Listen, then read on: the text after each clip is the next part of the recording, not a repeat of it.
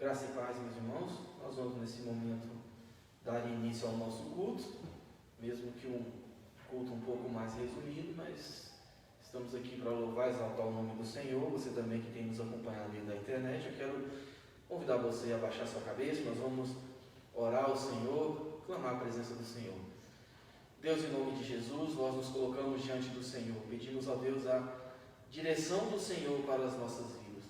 Fale ao nosso coração, que o Senhor, ó Deus, seja exaltado, que nós, ó Deus, sejamos, ó Deus, diminuídos diante do Senhor, porque é só o Senhor, é a honra, a glória, o poder e todas as coisas. Aceita, Senhor, o nosso coração e a nossa vida, como aroma suave diante do Senhor, em nome de Jesus. Amém e amém. Quero convidar os irmãos a abrirmos a palavra do Senhor no livro de 1 Crônicas, capítulo 29, versículo 11 e 12. 1 Crônicas, capítulo 29, nós vamos ler o versículo 11 e o versículo 12.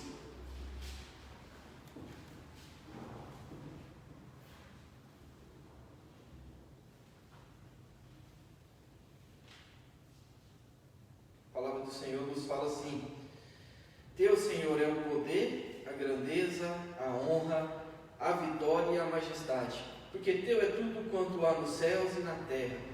Teu, Senhor, é o reino, e Tu exaltastes por chefe de todos, sobre todos.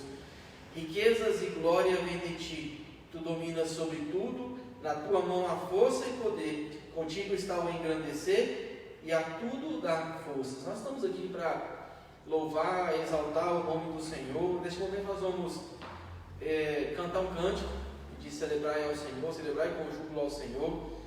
E convido os irmãos do louvor que vai nos auxiliar. Você também pode estar cantando conosco aí esse cântico, que nós possamos exaltar e engrandecer o nome do nosso Deus com toda a nossa força, com todo o nosso ser, com todo o vigor do nosso coração.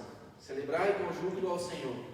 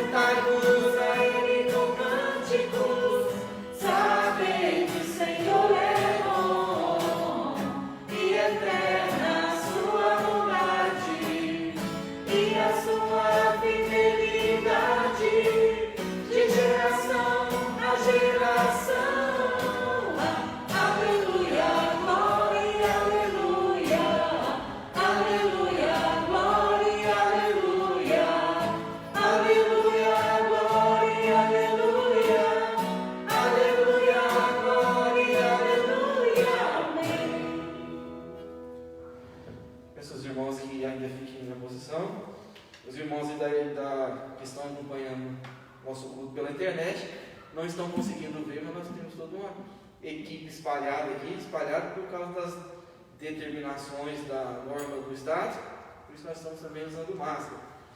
A 2 Crônicas, capítulo 7, versículo 13 e versículo 14, nos diz assim: Se eu cerrar os céus de modo que não haja chuva, e se ordenar aos gafanhotos que consumam a terra, ou se enviar a peste entre o meu povo, se o meu povo que se chama pelo meu nome se humilhar e orar e me buscar e se convencer dos seus maus caminhos, então eu ouvirei dos céus, perdoarei os seus pecados e sararei a sua terra. Nós lemos um texto, 1 Crônicas, falando que tudo é de Deus, tudo é para Ele, toda a glória é para Ele, Ele criou todas as coisas e Ele domina sobre todas as coisas. E nós louvamos e exaltamos a Deus por isso. E quando nós nos colocamos de frente com um Deus que é santo, então nós somos impactados pelos nossos pecados. Então nós somos chamados a confessar os nossos pecados diante de Deus. E antes de nós cantarmos o último cântico, nós vamos fazer mais uma oração ao Senhor, pedindo para que o Senhor perdoe os nossos pecados e para que o Senhor nos deixe prontos para poder exaltar e glorificar o nome do Senhor. Quero, para essa oração, pedir o nosso irmão Marcelo, daqui do lado, que nos eleve a Deus em oração de confissão de pecados. Pai de amor, Deus Todo-Poderoso, nós te louvamos e te agradecemos, ó Deus, por podermos estar de volta aqui nesta casa, neste templo, para juntos, ó Deus, podermos louvar, exaltar e engrandecer o teu santo nome, Pai. Pai amado, nós entregamos as nossas vidas nas tuas mãos. Nós nos colocamos, ó Pai, humildemente diante do Teu altar e rogamos, Senhor, que Tu perdoes os nossos pecados, ó Pai. Que aquilo que tem de mais íntimo em nós, ó Deus, mas que nos afasta da Tua presença, que o Senhor possa, ó Pai, tirar de nós, que o Senhor possa, ó Pai, nos purificar, nos lavar, ó Pai, de todo o mal e de tudo aquilo, ó Deus, que tem nos afastado da Tua presença, Senhor. Coloque em nós, ó Pai, o Teu Espírito Santo. Coloque em nós, ó Pai, o desejo de estarmos juntos ao Senhor, te buscarmos mais, te servirmos, ó Pai, e levarmos a Tua palavra, ó Pai, aos que estão distantes do Senhor e àqueles que porventura, ó Pai, afirmam ou dizem que ainda não te conhecem, ó Pai. Nós entregamos tudo nas Tuas mãos, ó Pai, confiados na Tua grandeza, na Tua misericórdia e no Teu poder, ó Pai, em nome de Jesus. Amém, Senhor. Nesse momento nós vamos entoar o hino de número 334 dos nossos hinários. Você pode nos acompanhar.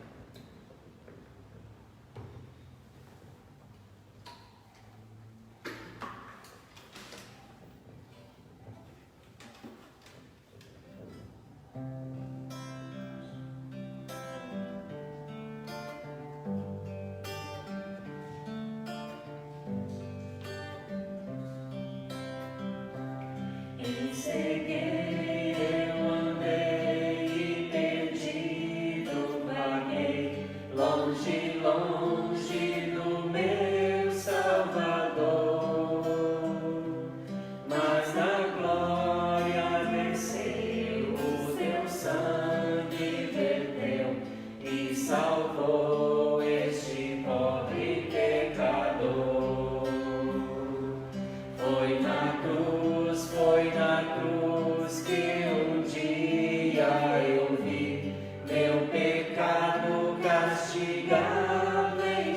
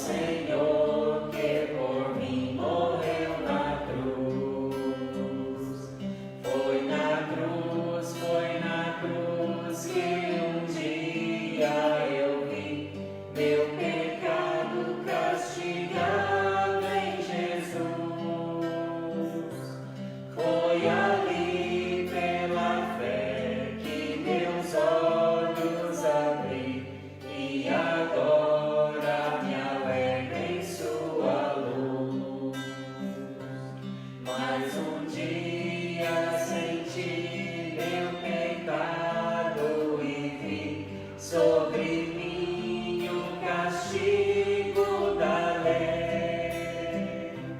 Apressado fugi, em Jesus me escondi e abrigo seguro nele achei. Foi na cruz que um dia eu vi meu pecado castigado em Jesus. Foi ali pela fé que meus olhos abri e agora me alegro em sua luz. Meditoso então foi ao meu coração conhecer o excelso amor que levou meu Jesus a sofrer lá na cruz e salvar este pobre pecador. Foi na cruz que um dia eu vi meu pecado castigado em Jesus. Foi ali pela fé que meus olhos abri e agora me alegro em sua luz.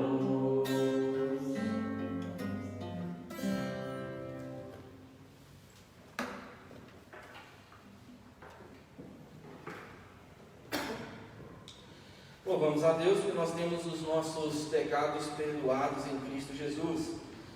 E agora, para a nossa meditação dessa noite, como eu disse aos irmãos, nosso culto um pouco mais reduzido, convido os irmãos a abrirmos a palavra do Senhor no livro de Provérbios, capítulo 1.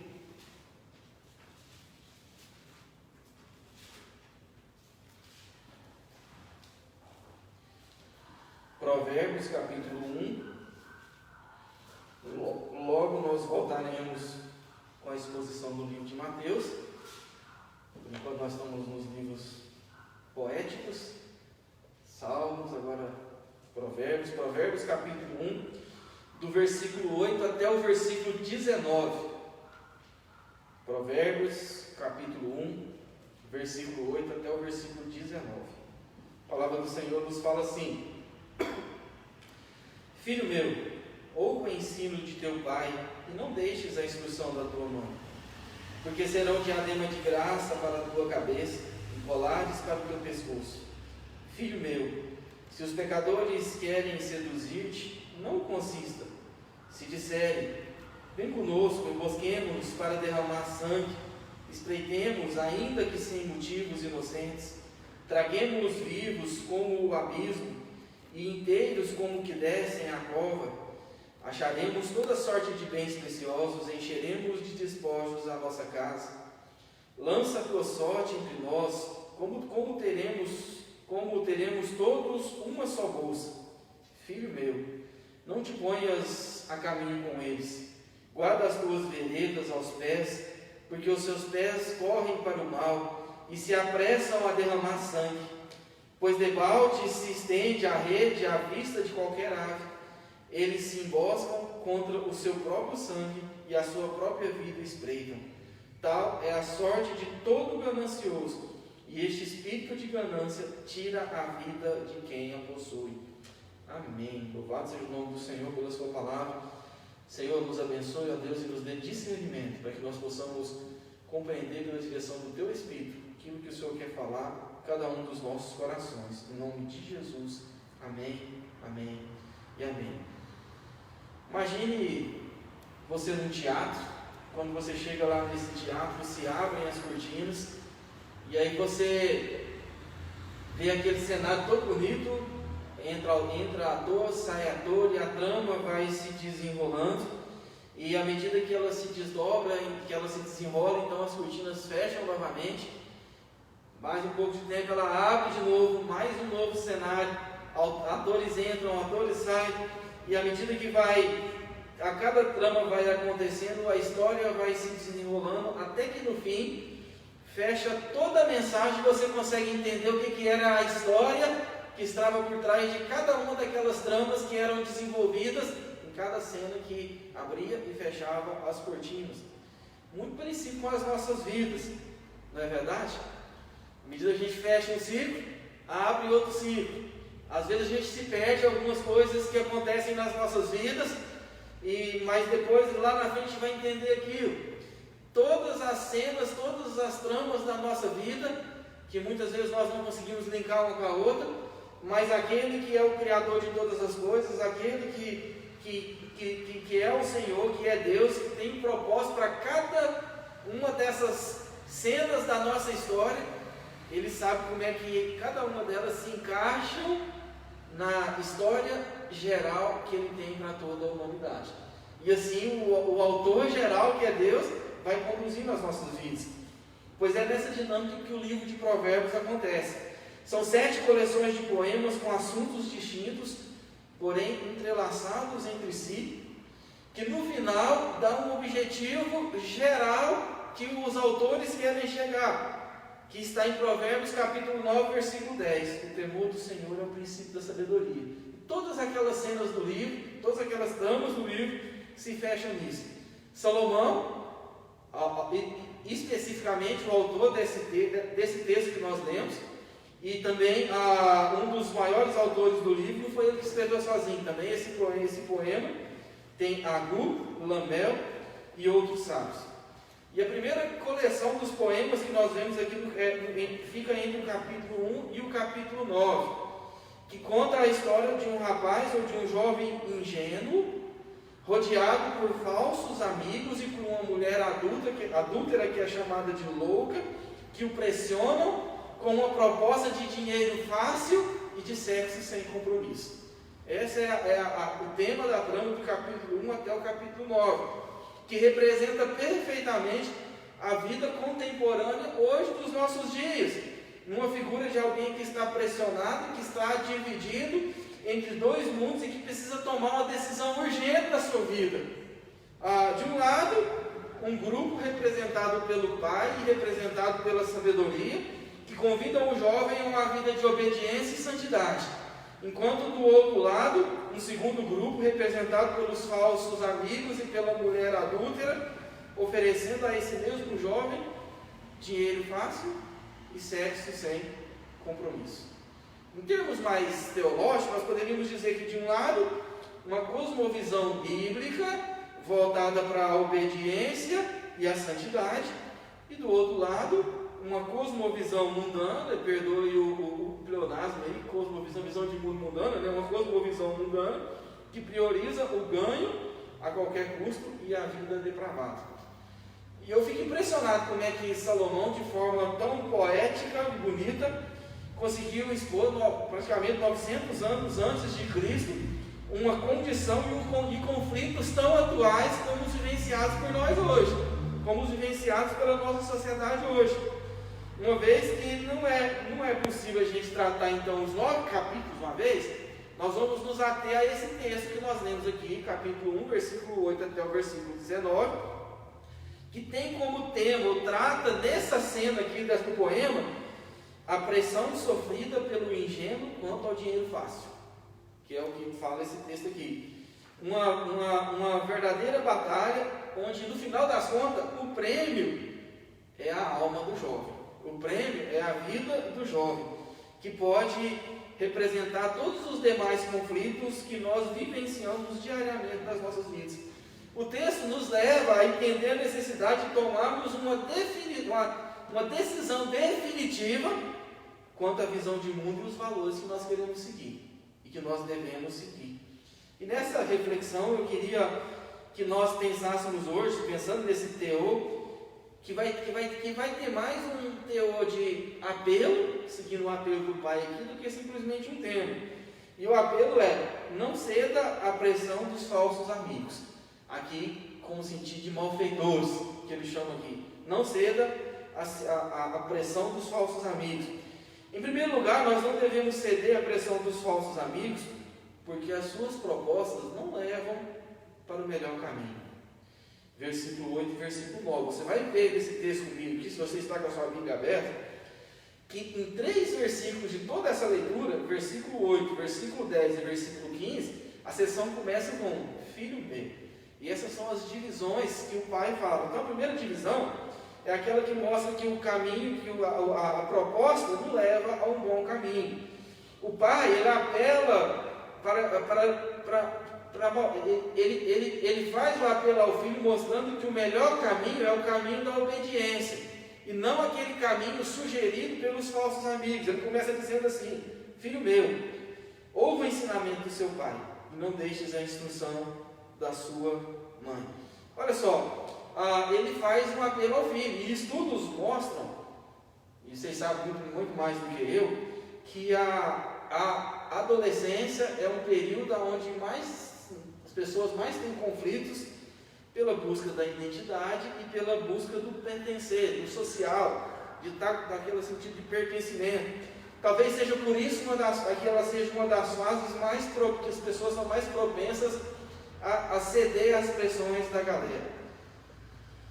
Alguns anos atrás, a Fundação Oswaldo Cruz fez um estudo sobre os adolescentes recrutados pelo tráfico nas favelas em Gerais. E a conclusão que eles chegaram aqui na época, que 25% dos traficantes acima de 10 anos, ou seja, desses adolescentes que já são acima de 10 anos, novinhos ali, recebem cerca de 3,9 salários mínimos por mês. E quando você pega o restante de toda a sociedade, esse percentual corresponde a apenas 6% de toda a população. Então não é muito difícil a gente entender por que esses jovens, desde muito novos, são recrutados para o crime.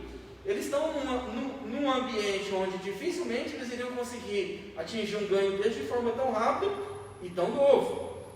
Então eles realmente se entregam a isso e cedem àquela pressão.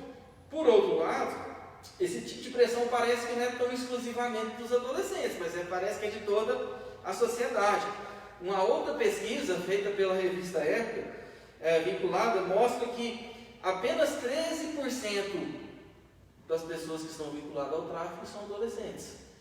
Apesar de estar crescendo, e assustadoramente, tem que tomar cuidado com isso, 78%, praticamente 77% aqui, são pessoas, ou 87%, perdão, são pessoas que entram pelo mesmo caminho, mas são pessoas que são mais maduras na vida, parecendo que elas também têm a mesma opressão, e de fato elas têm a mesma opressão. Só a título de informação, de todas essas pesquisas que foram feitas, 42% dos entrevistados se dizem cristãos, católicos ou evangélicos, que estão ali sendo recrutados para o tráfico. O que mostra que esse problema não está distante de nós, mas que esse problema está nas nossas casas, está nos nossos quintais.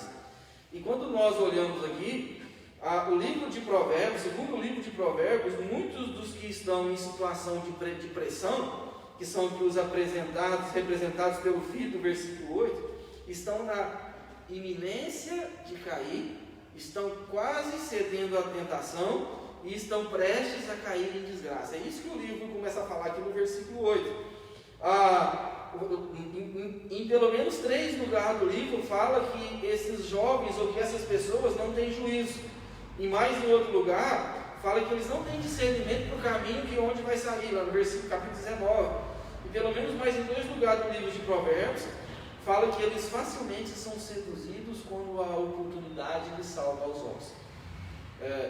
Não precisava muito da gente nem falar desses versículos para isso ser claro para as nossas vidas.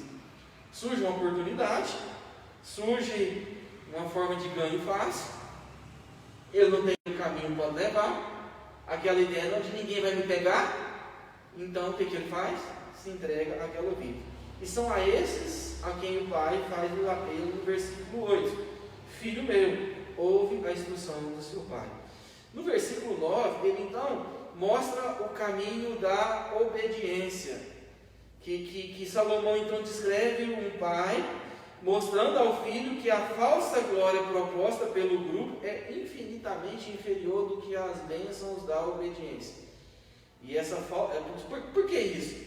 Porque essa falsa glória, ela não pode trazer o respeito, a dignidade, a vitória, a honra e o orgulho daqueles que praticam as coisas honestamente. No caso, o orgulho é o pai, o orgulho é a mãe.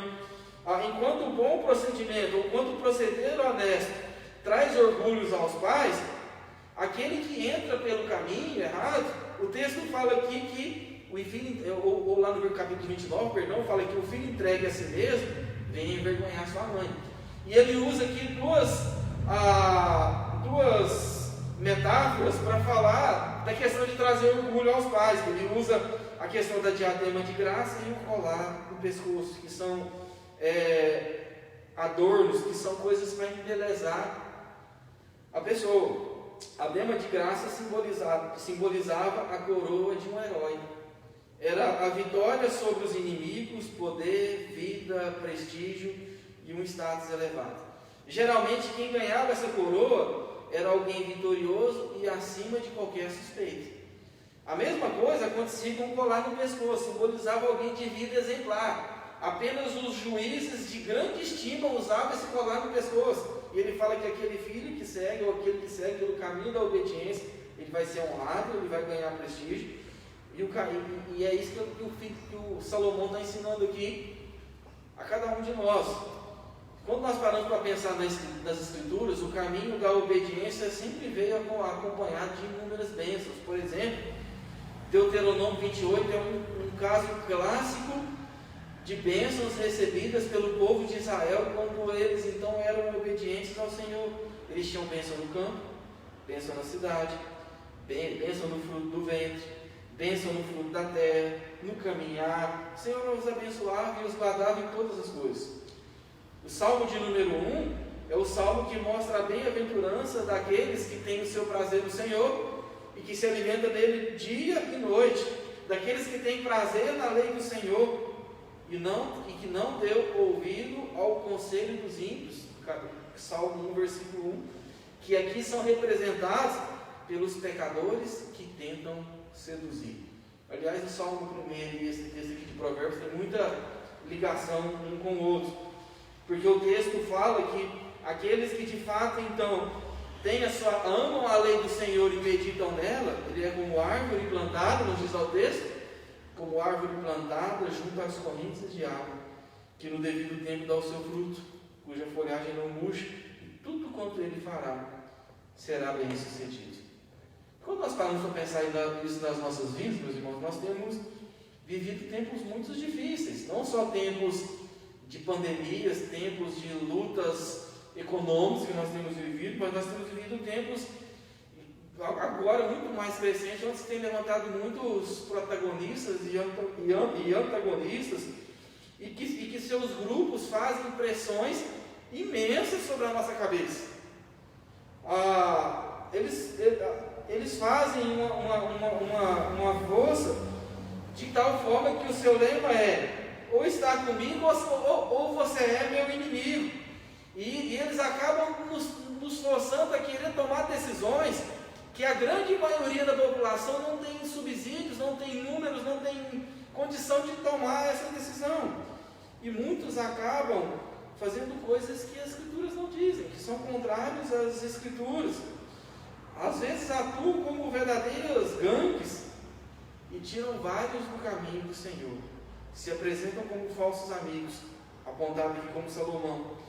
E o que nós devemos fazer diante disso, quando nós vemos aqui que o caminho não é o melhor dos caminhos?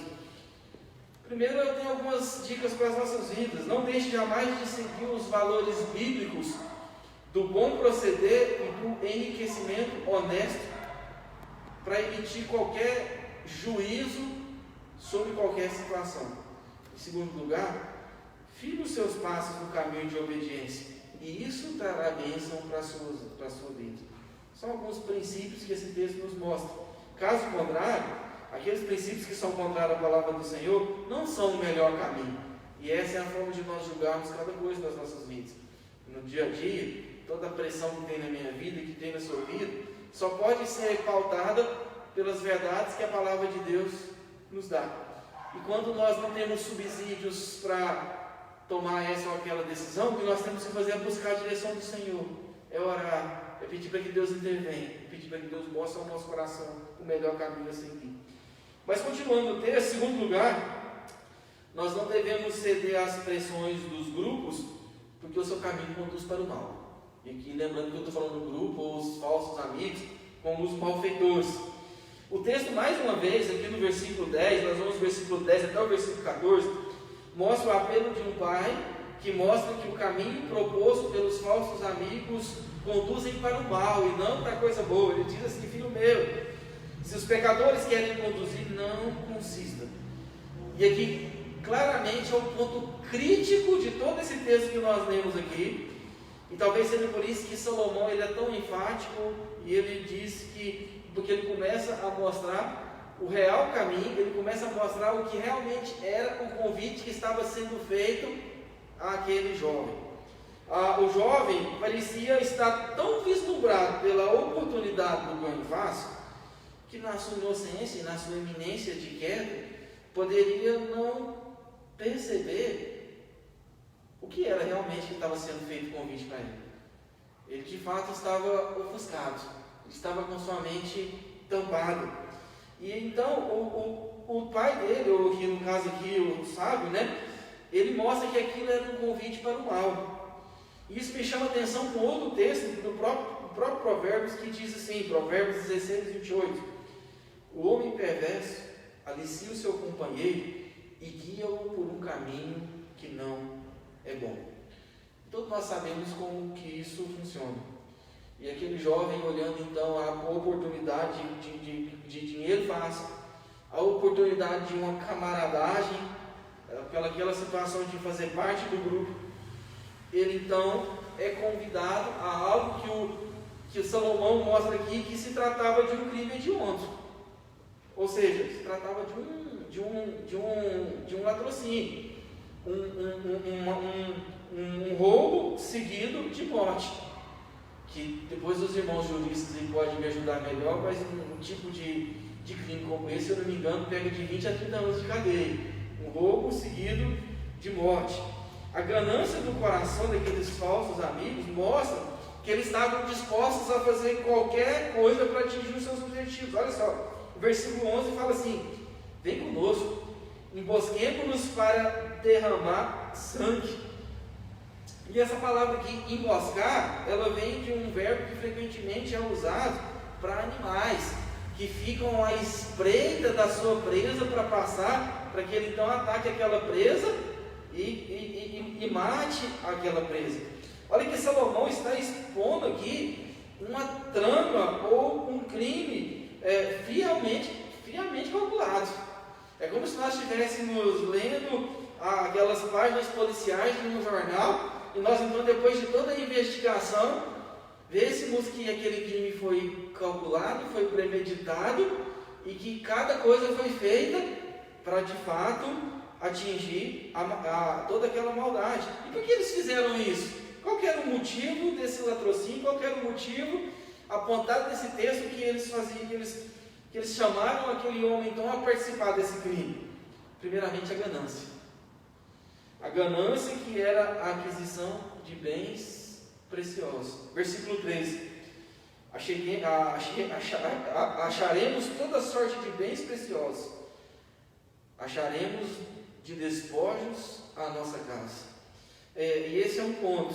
A busca de dinheiro fácil faz com que pessoas ou que grupos inteiros arrisquem tudo e arrisquem cada vez mais para atingir os seus objetivos. Em segundo lugar, esse texto nos mostra que um dos motivos que eles chamaram aquele jovem para o crime que ele estava disposto a ir era a própria camaradagem. A promessa de que tudo ia ser repartido de maneira justa era tentadora. Versículo 14 nos fala assim: lança a tua sorte entre nós, teremos todos uma só bolsa. Olha só, o sentimento de que todos são iguais amigos, o sentimento de que as pessoas se importam comigo, o sentimento de que aquilo que nós conquistamos é dividido com todo mundo. Eu preciso fazer parte de alguma coisa. Mas nós sabemos, meus queridos, que essa propaganda é uma propaganda enganosa.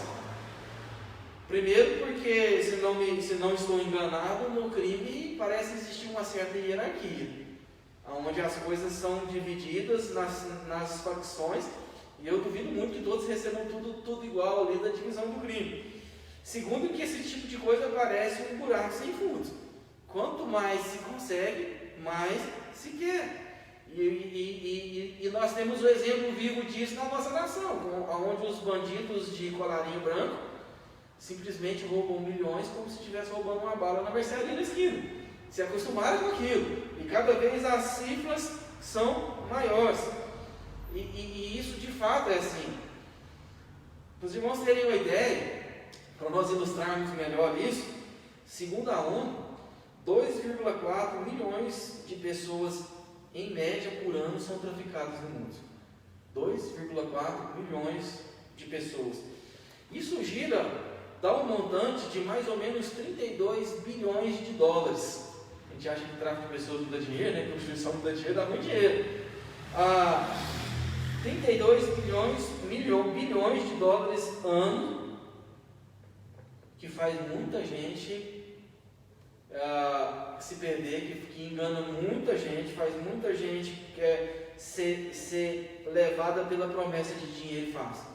Pessoas, indivíduos que até então eram considerados de bens, que literalmente sujam suas mãos com crime contra o próximo. Ou ainda tem aqueles que se vendem porque acham que vão ganhar dinheiro fácil. Olha só que coisa terrível. Mesmo assim, mesmo com isso tudo, aquele jovem parecia que estava quase cedendo às pressões. Por isso era tão importante o pai falar aquilo para ele. E eu fico pensando, quando nós olhamos para o resto da Escritura, as Escrituras nos dizem que cada um é tentado segundo a sua própria cobiça. Tiago, capítulo 1, versículo 14. E que quando essa própria cobiça ela é tentada, ela atrai e ela o seduz. Em outras palavras, as pessoas têm o seu desejo, e quando surgem a oportunidade, sem medir os custos, elas então se entregam àquilo, uma forma de levar um pouco de vantagem. O que nós aprendemos aqui, nesses poucos versículos aqui, versículo 10 ao versículo 14?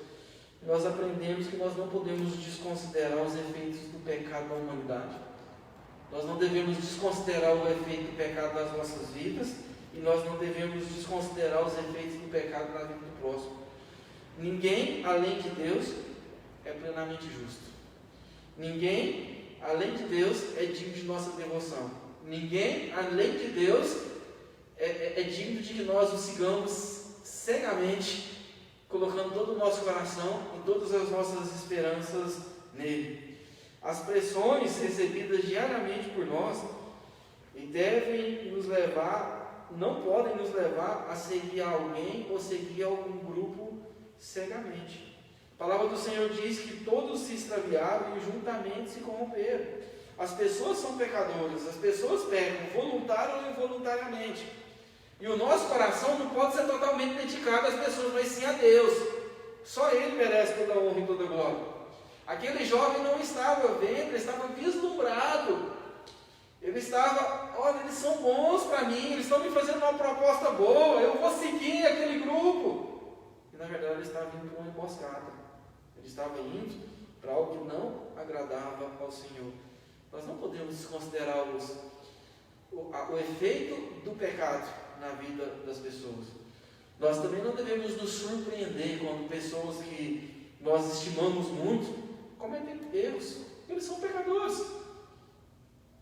Errado é quando nós esperamos deles algo como se eles fossem Deus. Em terceiro lugar, nós não devemos ceder às pressões dos grupos e dos falsos amigos, porque o seu caminho leva à destruição. Versículo 15 ao versículo 18. Mais uma vez, começando aqui com a expressão, filho meu, agora falando, não te ponhas no caminho com eles. Olha só, parece que tem uma sequência, né?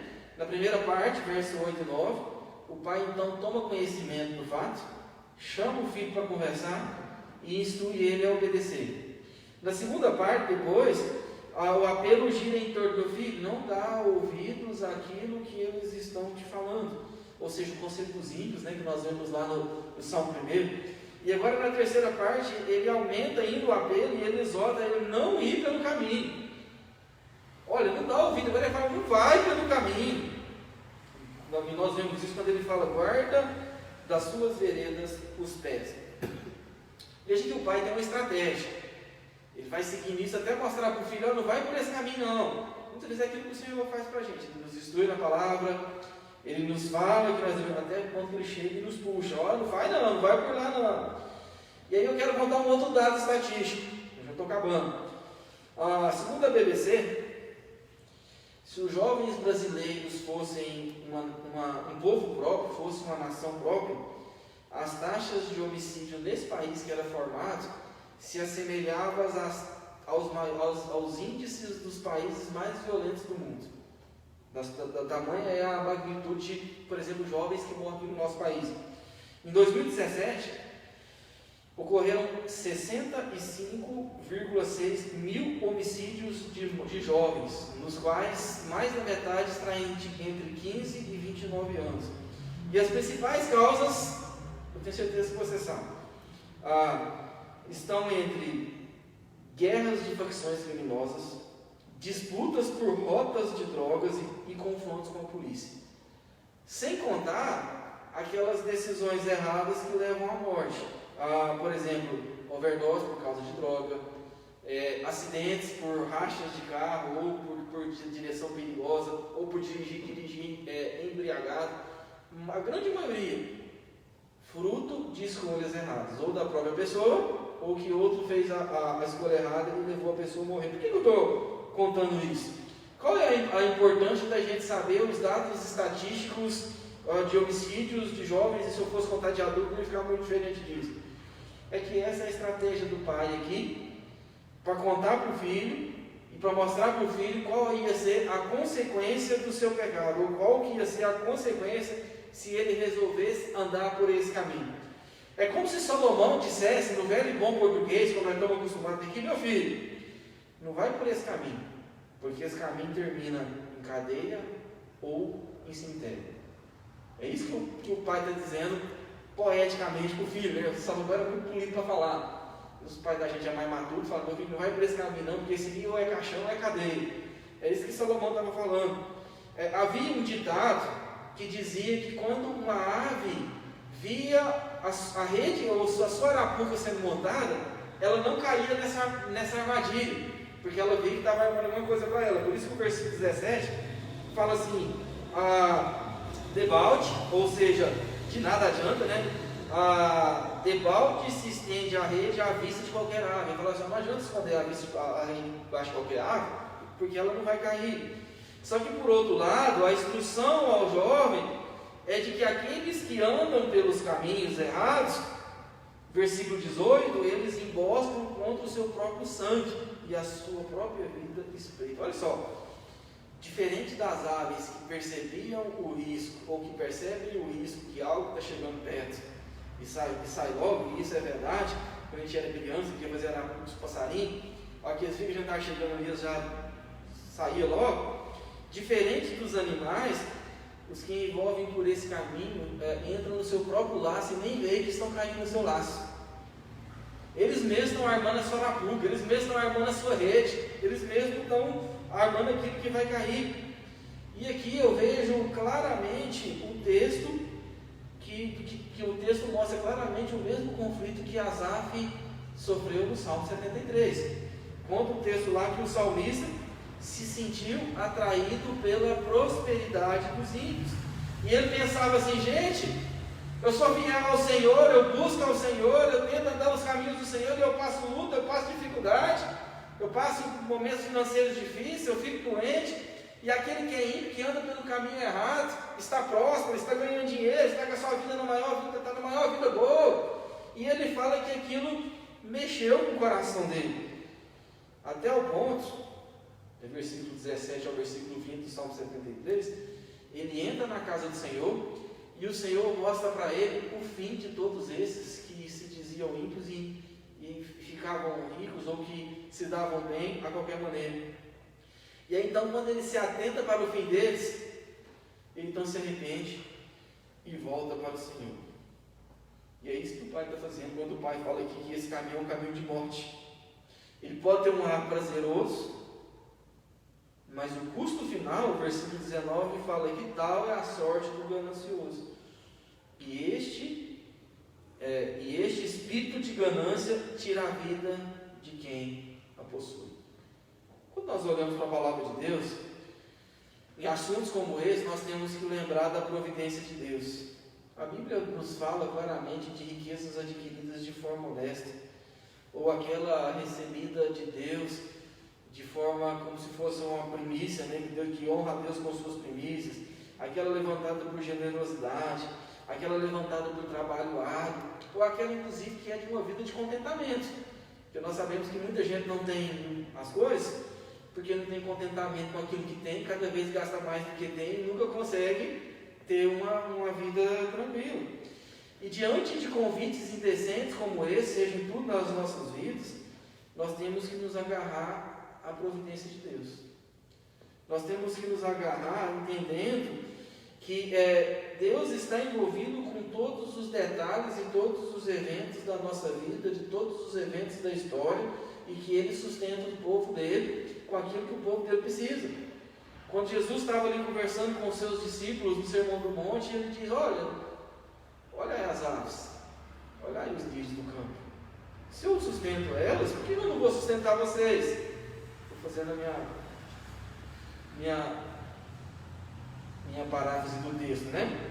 Diferente dos ímpios que não conhecem a Deus e têm um fim terrível, aqueles que são fiéis podem se colocar o seu coração na providência de Deus. Olha que coisa bonita, né? Nós vemos que o caminho deles é um caminho para o mal. Não é o melhor caminho.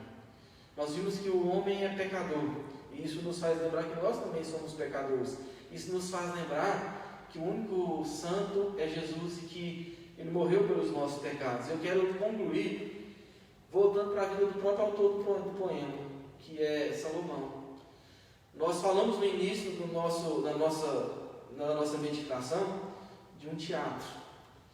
De um teatro onde a cada trama vai levando a um desenvolvimento final. E se nós pensássemos na vida de Salomão como um teatro, aquilo que escreveu aqui, nós vemos um homem que desde pequeno, o Senhor deu para ele uma oportunidade de fazer um pedido ao Senhor, e ele pediu sabedoria, e Deus deu sabedoria para ele. E Deus então deu sabedoria para ele, e a palavra do Senhor fala que ele conseguiu praticamente tudo aquilo que ele queria. Teve várias mulheres, teve muitas riquezas, muito mais do que aquilo que ele precisava. Mas em certo momento da vida dele, ele abriu mão da sua fé. Em certo momento da vida dele, ele começou a fazer aquilo que não agradava ao Senhor, e isso trouxe muitos prejuízos para o coração dele, muitos prejuízos para a vida dele. Talvez seja por isso que ele e os demais autores chegaram à conclusão que o princípio da sabedoria é o Senhor, né? É o temor do Senhor. Porque nada adianta ter muitas coisas, nada adianta ter poder, nada adianta ter dinheiro, nada adianta ter sucesso, se não tiver o temor do Senhor, se não souber usar aquilo, se não souber guardar aquilo. Eu não sei o que Deus tem preparado para você. Talvez não sejam muitas riquezas, eu faço voto que seja, faço voto que você seja muito próximo daquilo que você faça, em tudo aquilo que você faça. Mas uma coisa eu te garanto, Deus tem o melhor para a sua vida. E outra coisa também eu tenho certeza, que esse melhor nunca vai vir sem Cristo. O melhor para a sua vida é o melhor com Cristo. Porque se o mundo ou se o ímpio, representado aqui pelos falsos amigos, nos convidam a um caminho que não é bom, a Bíblia diz que Cristo é o caminho que nos leva ao Pai. Porque se nós aprendemos que as pessoas fazem isso conosco porque elas são pecadores, nós aprendemos que Cristo morreu na cruz para livrar os nossos pecados. Que Ele não cometeu nenhum pecado, mas Ele morreu por mim, Ele morreu por você na cruz, para que nós pudéssemos então sermos salvos e podemos experimentar um pouco dessa santidade do Senhor. Vale a pena ser fiel e seguir pelo caminho que o próprio Senhor oferece. Diante disso tudo, para a gente encerrar aqui, quero propor 3 aplicações ao nosso coração. Primeiro, seja vigilante. Firme sua fé no Senhor e não ceda aos convites que o mundo te oferece. Seja vigilante. Segundo, seja previdente. Previdente é o quê? Deseje algo, corra atrás, trabalhe, planeja. Não acredite em oportunidades mirabolantes que batam na sua porta. Vai, faz uma faculdade, estuda, trabalhe, faz um planejamento, compra as coisas parceladas, que está como pagar. Seja previdente. Terceiro, descanse no Senhor. A providência de Deus, não agora a previdência é nossa, a providência de Deus. A providência de Deus pelas nossas vidas é a garantia de que Ele nos dá tudo aquilo que nós precisamos. E aquilo que nós não ganhamos é porque não é obra, ou porque de fato nós não precisamos, porque nos afastam do Senhor. Nesse mundo que nós temos vivido de tantas pressões, que o caminho que nós possamos seguir é o caminho que a palavra de Deus nos instrui. E o resto Deus vai nos ajudar. Que Deus te abençoe. Quero orar com você. Senhor, em nome de Jesus, nós nos colocamos na tua presença. Sabemos, ó Deus, que muitos convites para o mal nos são feitos.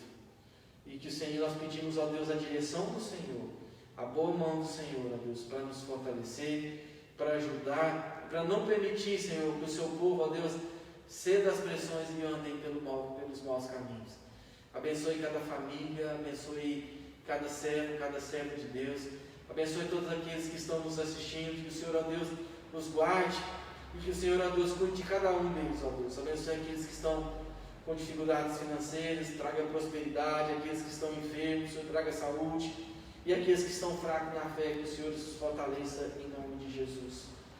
E agora, irmãos, que a graça do Senhor Jesus, o amor de Deus o Pai e as eternas consolações do Espírito Santo de Deus esteja com todo o povo de Deus, não só aqui, mas em toda a terra e em todo o tempo.